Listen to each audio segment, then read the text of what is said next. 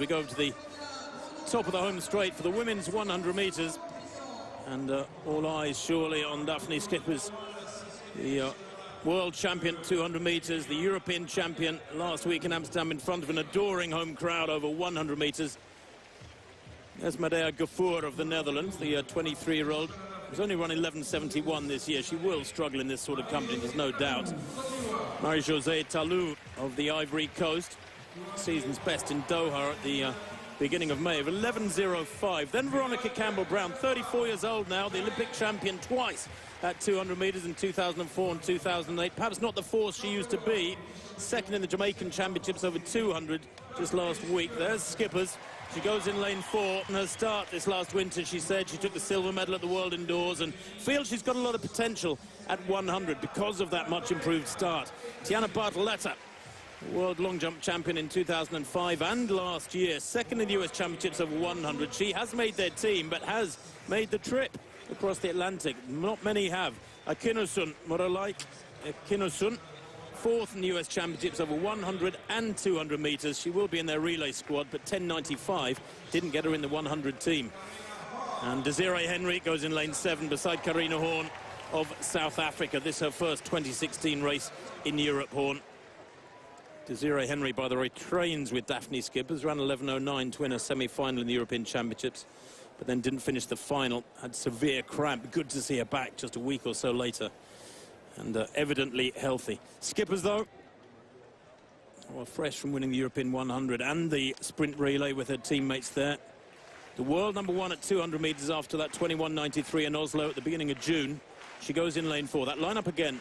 Gafour in 1, Tallou in 2, Campbell-Brown in 3 for Jamaica, Schippers in 4, Bartoletta in 5. Ooh, and that was Tallou coming up early, I think. And she knows it.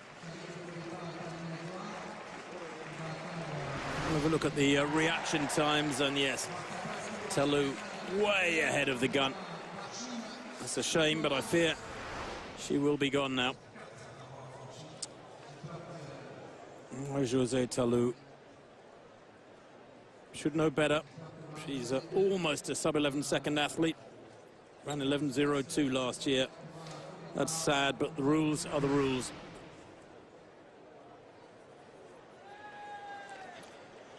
So we shall reset.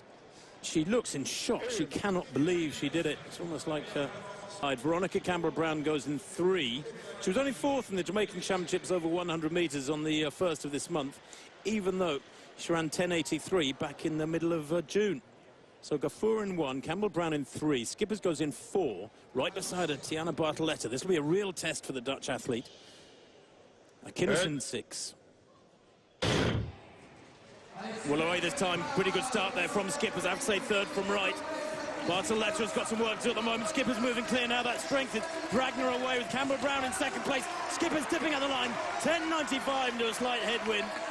And she made that look very, very workmanlike and, frankly, pretty straightforward.